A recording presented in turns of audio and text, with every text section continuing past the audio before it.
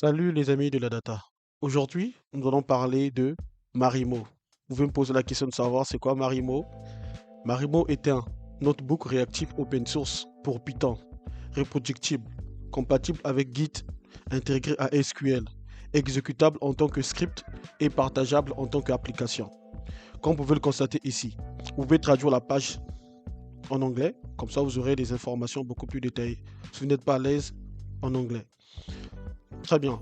Alors, comme vous pouvez le constater ici, The Future of Python Notebooks. Vous voyez? Donc, alors, ici, vous avez une commande pour installer Marimo sur votre machine, si vous voulez bien l'utiliser en local.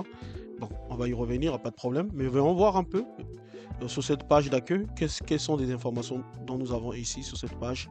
Alors, comme vous pouvez le constater ici, on a quelques exemples ici, comment l'utiliser. Voilà, très bien.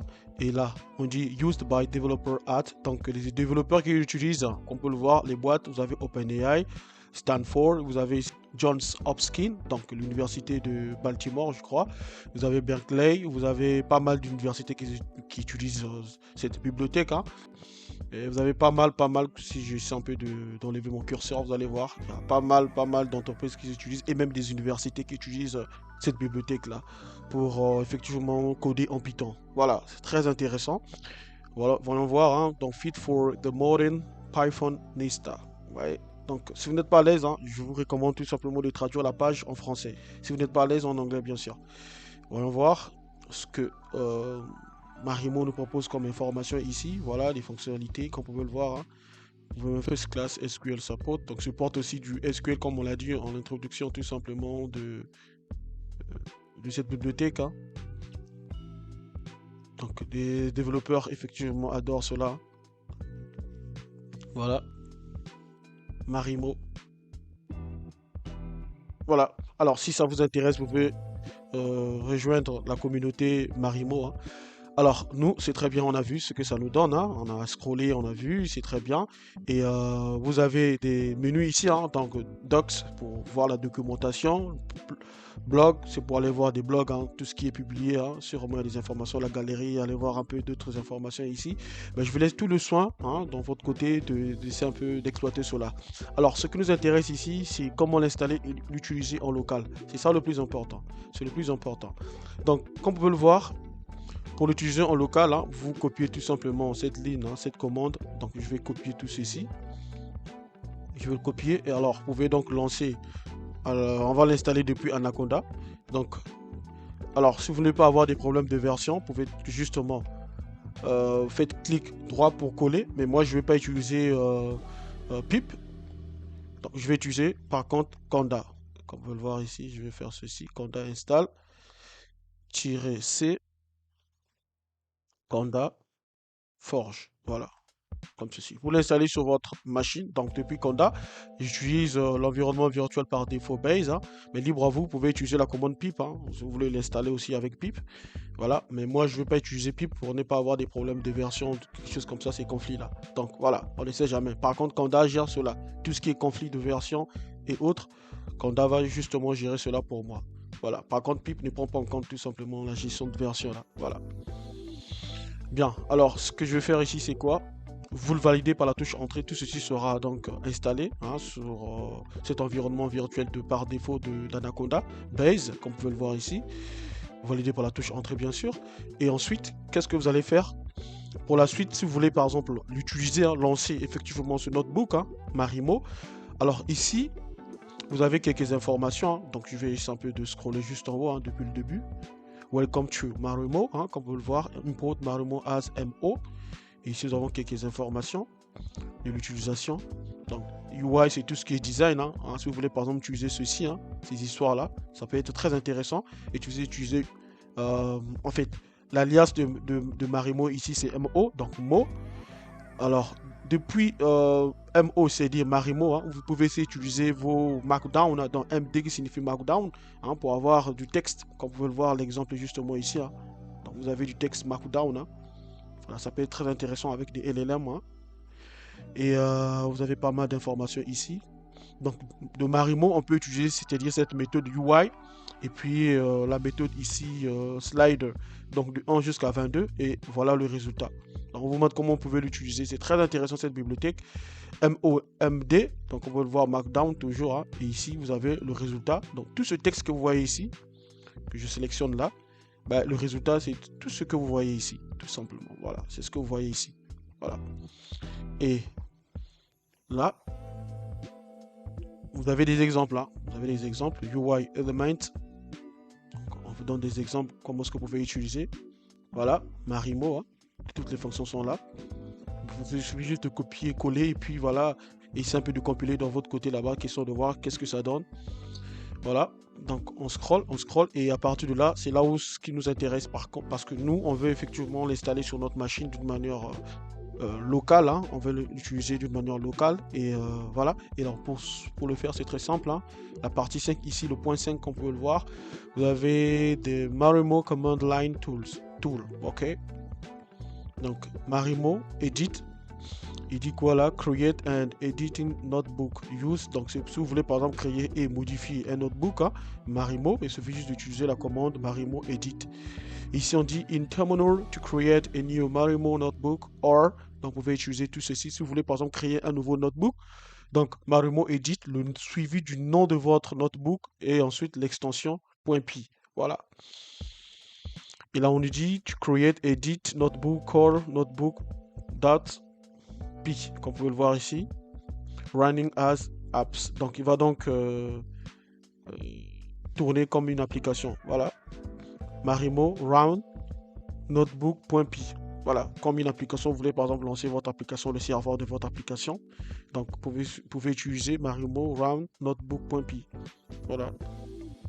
Alors, ce qui est très intéressant ici, c'est quoi? Marimo Convert. Si vous voulez par exemple convertir vos fichiers, par exemple, Notebook Lab ou encore Notebook, dans Jupyter Notebook, hein, avec l'extension IP, donc IPyNB, comme vous pouvez le voir, IPyNB.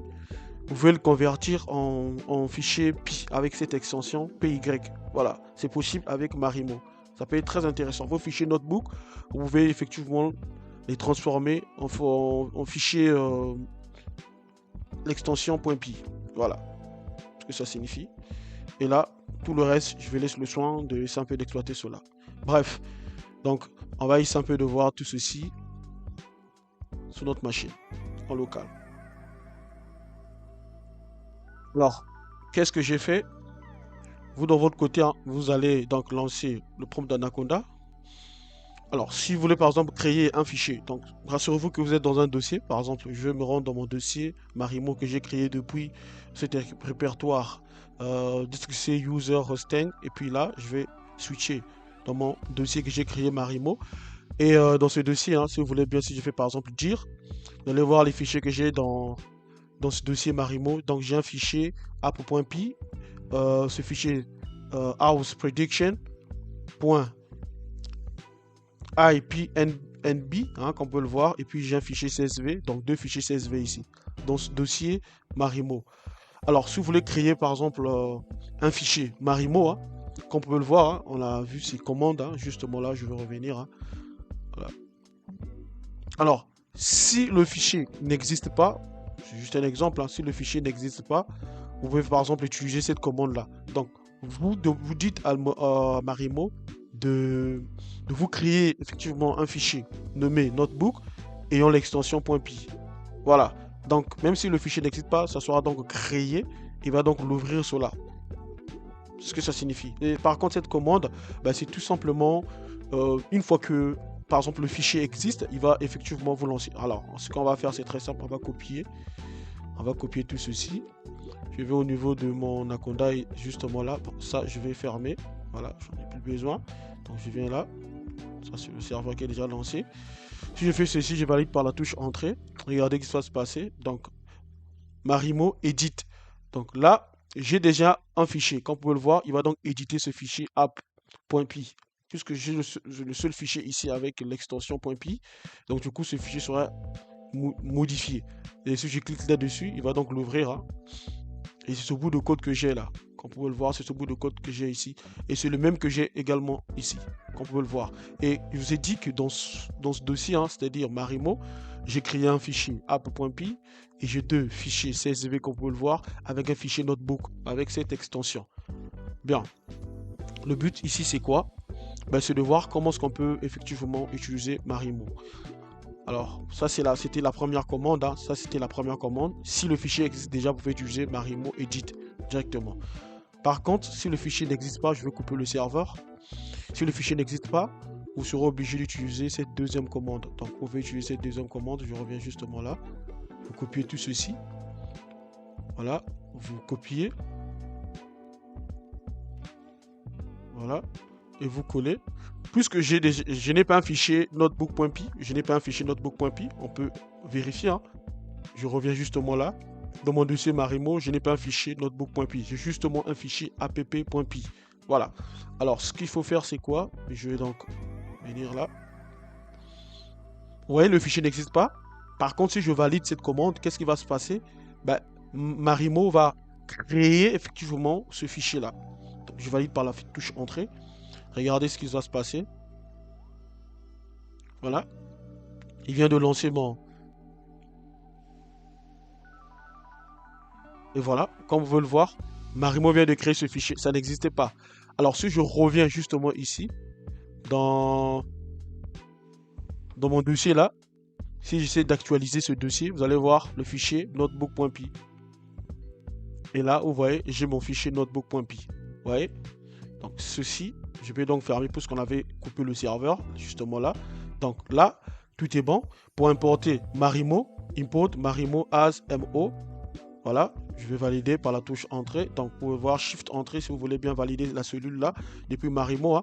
Donc, vous voyez, vous utilisez vos notebooks cette fois-ci avec l'extension .py. Vous voyez, c'est très intéressant. Et ça peut être partageable, comme on peut le voir depuis le début de mes propos, hein, lors de l'introduction de cette bibliothèque. On a dit que on peut intégrer effectivement Marimo avec du SQL, du Git, tout ce qui va avec. Vous voyez, donc c'est un notebook réactif open source pour Python, reproductible, compatible avec Git, intégré avec SQL, exécutable en tant que script, comme on peut le voir, hein, puisque c'est un script, vous allez voir, on va taper du script ici, et partageable en tant qu'application. Voilà. Donc ici, ce que je peux faire, c'est quoi? Je vais revenir sur mon fichier là. Qu'est-ce que j'ai fait? J'ai justement importé, comme on peut le voir, MO, c'est-à-dire Marimo. J'ai importé Pandas, et là, effectivement, je vais lire mon fichier CSV, qui tout simplement Radar Classification, comme pour le voir data.csv. Voilà, c'est ce que j'ai fait. Ouais, même ici, c'est une bibliothèque très propre. Ouais, lors même de la visualisation de mes données ici, mes 5 premières observations, qu'on peut le voir avec la fonction head, c'est beaucoup plus clair et propre. Ouais. Et donc là, si je veux par exemple, pourquoi pas, afficher quelques informations de mes données là, avec la fonction info, beaucoup plus détaillée. Donc je vais utiliser la fonction info. Je valide par la touche Shift entrée. Ouais, ça marche cette fois-ci avec quoi? L'extension .py. Ouais, l'extension .py et ça marche très bien. On peut donc compiler ceci comme une application. Ouais, c'est très intéressant. Alors, qu'est-ce qu'on peut faire également avec Marimo? Ben, regardez ici. Je vais transformer ce fichier House Prediction. C'est un fichier notebook. Ici, j'ai un fichier notebook, mais je vais transformer ça en un fichier script avec l'extension .py. Vous voyez? Donc, je vais transformer ça sous forme de script avec, c'est-à-dire ce fichier-là sous forme de script avec l'extension .py. Pour le faire, je vais revenir justement ici. On a cette commande-là, on dit Marimo convert. Donc, on va convertir notre fichier notebook avec ce signe-là, strictement supérieur, et suivi du nom qu'on veut effectivement attribuer à c'est-à-dire à ce fichier notebook-là. Vous voyez?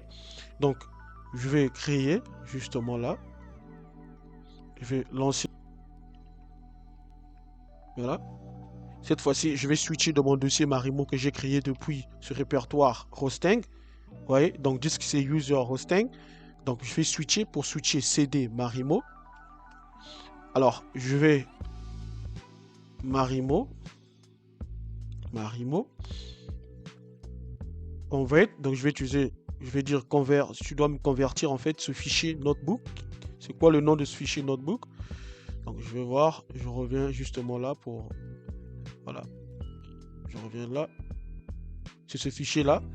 Donc, je dois copier tel que je le vois. Je vais donc renommer comme ceci. Je vais tout prendre. Je copie tout ceci, le nom là.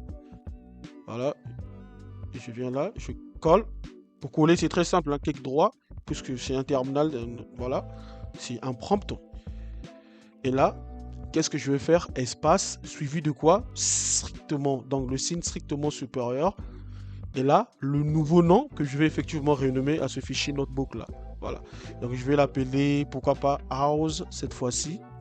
Je vais garder le même nom, mais cette fois-ci l'extension va changer. Prediction. Prediction. Voilà. Point, cette fois-ci, pi. Un script Python avec l'extension pi. Je valide par la touche entrée. Et là, vous voyez, je n'ai pas d'erreur. Et si je reviens justement ici, dans mon dossier, comme vous le voyez, il n'y a rien. Il fait donc rafraîchir la page. Si je rafraîchis la page, et cette fois-ci, j'ai mon script ici, comme vous pouvez le voir, Marimo. Et si je l'ouvre, vous pouvez cliquer là-dessus, et là, j'ai mon script, comme vous pouvez le voir, j'ai mon script ici. Vous pouvez même télécharger cela. Donc, je reviens justement là. Voilà, mon script est justement là. Donc, si je reviens justement ici, sur mon fichier notebook, voilà ce fichier qu'on a converti en script Python, .py, comme on peut le voir, l'extension .py. Donc, au départ, c'était un fichier notebook, et là, ça devient un fichier script, c'est-à-dire un script Python avec l'extension .py. Voilà, et là, vous avez du code. Regardez ce script-là, très intéressant. Voilà, c'est vraiment incroyable. Alors, on peut avancer, on va essayer un peu de taper quelque chose ici. Je vais dire, par exemple, print, pourquoi pas, salut. Je vais dire par exemple salut, pourquoi pas, les amis de la data. Voilà. Je valide par la touche entrée. Et ça fonctionne comme d'autres notebooks. Par contre, avec Marimo, vous avez la possibilité de transformer ceci sous forme de script et faire ce que vous voulez en fait. Voilà. Si je fais par exemple 1 plus 1, pourquoi pas, ça donne combien? Je valide par la touche entrée et ça me donne la valeur de justement là. Et on peut également exporter tout ceci en format HTML. Regardez, on peut télécharger tout ceci en format HTML, comme vous pouvez le voir, en format Markdown et sous forme du code Python. C'est vraiment incroyable, sous forme d'image également, puisque on n'a pas d'image ici, donc voilà, c'est normal. Tout ceci est vraiment grisé, mais une fois que nous aurons des images, vous aurez la possibilité de télécharger vos images, comme vous pouvez le voir. Donc ici, déjà en format HTML, je clique, vous voyez, j'ai mon fichier ici sous forme de HTML. Je vais l'ouvrir, et là, j'ai un fichier HTML. Et ça peut être fonction. C'est très intéressant, et voilà pourquoi ici, au départ de mes propos, on a dit tout simplement que Marimo vous permet tout simplement d'avoir des fichiers exécutables en tant que script et partageables en tant qu'application. Ouais, c'est ça la force de Marimo. Puisque ici nous avons un fichier HTML, ça peut être très intéressant. On peut donc déployer cela très facilement et rapidement, sans souci. Ouais, voilà. Donc, je vous recommande d'utiliser cet outil, cette bibliothèque indispensable. Je reviens justement là. Donc vous avez pas mal d'éléments ici. Vous pouvez faire des configurations ici. Vous voyez, vous pouvez même utiliser du CSS. C'est incroyable. Ouais, vous pouvez même utiliser du CSS. Voilà. Et par défaut, vous pouvez configurer tout ceci, vos notebooks sous forme de HTML ou sous forme de du IPyNB. IPyNB. Ça peut être très intéressant aussi. Vous pouvez customiser, donner un titre. Et là, Medium, vous pouvez réduire, rendre cela full. Ouais, là, ça devient full. Là, ça devient Medium, c'est-à-dire la taille moyenne. Et là, vous pouvez rendre ça beaucoup plus compact comme ceci. Ouais, c'est très intéressant. Maintenant, ce que je vais faire, je vais mettre ça en mode Medium. Voilà, ici, vous avez vos fichiers. Vous voyez ce menu-là, qu'on veut le voir. View Files, pour effectivement visualiser vos fichiers. Et là, c'est pour tout ce qui est fonction. Voilà, c'est tout ce qui est fonction. Et là, c'est tout ce qui est fichier, des sources de données. Vous cliquez là-dessus, vous déroulez, vous verrez vos sources, tout ce qui va avec. Et là, c'est tout ce qui est dépendance. Vous allez voir toutes les dépendances que vous avez utilisées ici. Et là, quand vous survolez effectivement ce menu, c'est tout simplement le Manage Package. Donc vous avez tout simplement vos packages de gestion, voilà. Et ici vous avez View Outline, donc comme ceci, Je vous laisse tout le soin de... Vous avez ici, vous avez des fichiers de log. Ici, vous pouvez vérifier les fichiers de log s'il y a des bugs, quelque chose qui ne va pas. Vous avez cette option-là de vérifier vos fichiers de log. Voilà, toutes les informations. Et là, vous avez le Skimple. Ça aussi, ça peut être très intéressant. Donc, voilà. Et là, c'est tout ce qui est notes, hein. Vous pouvez taper vos notes ici, hein, sur ce que vous faites, hein. Voilà, vous prenez des notes, vous mettez les éléments importants sur un projet que vous êtes en train de travailler. Vous pouvez le mettre ici sous forme de notes. Et ça peut être très intéressant. Et si vous voulez de l'aide, voilà, envoyez tout simplement un feedback à Marimo. Et voilà, il suffit juste de cliquer ici et valider l'option que vous voulez. Par exemple, c'est Discord, GitHub. Et c'est à vous de, soit un formulaire, hein, vous pouvez envoyer pour dire voilà, ceci, cela, de remarques, tout ce que vous voulez en fait. Voilà, ça peut être très intéressant. Justement, je reviens sur View File. On peut effectivement visualiser nos fichiers comme vous pouvez le voir, hein. Ici, j'ai ma source, hein, Housing CSV, c'est une source. Et là aussi, c'est une source, hein, des formats CSV. Et j'ai mon fichier ici, .py, hein, app.py. C'est ce que nous utilisons ici, hein. Voilà. Et là, vous pouvez effectivement transformer tout ceci sous forme de Markdown, si vous voulez, par exemple, du Markdown, hein. Voilà. Et pour avoir du Markdown, il suffit juste de... Voilà, comme ceci. Donc, vous pouvez taper, hein. On va faire ceci. Mon premier projet. Pourquoi pas.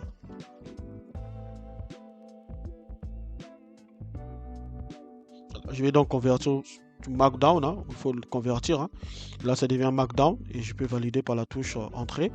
Et voilà, vous avez tout ceci. Mon premier projet sous forme de Markdown. Voilà, c'est très intéressant. Voilà les amis, ici vous avez du SQL si vous voulez par exemple interagir, intégrer du SQL, hein, libre à vous. Ici pour activer le mode IA générative, hein, donc vous pouvez générer avec de l'IA, comme on peut le voir, hein. Et ici vous avez vos fichiers Python, si vous voulez par exemple taper du script Python, hein. Voilà, je sais pas, df, dire bonjour, regardez, dire bonjour, donc une fonction que je vais appeler dire bonjour, voilà. Il ne va pas prendre des paramètres, hein. Donc là, je vais donc lui dire, voilà, comme ceci. Bonjour, tout simplement, comme ceci. Les amis de la data.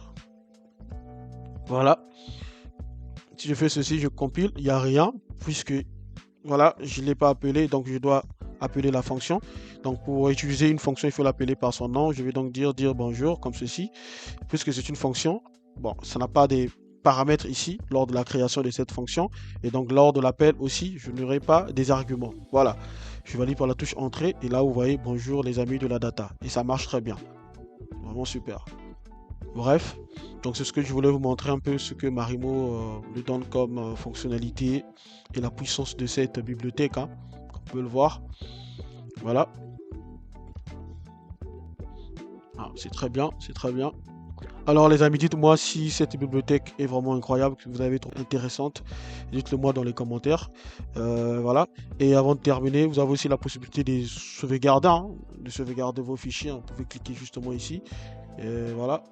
Vous avez pas mal d'options ici les amis. Mais je vous laisse tout le soin d'aller en profondeur et de voir un peu ce que ça vous donne en fait. Dites-le moi dans les commentaires. Alors les amis, c'est ce que je voulais vous présenter. Merci de laisser un pouce bleu. N'oubliez pas de vous abonner et de partager cette vidéo. Merci, au revoir.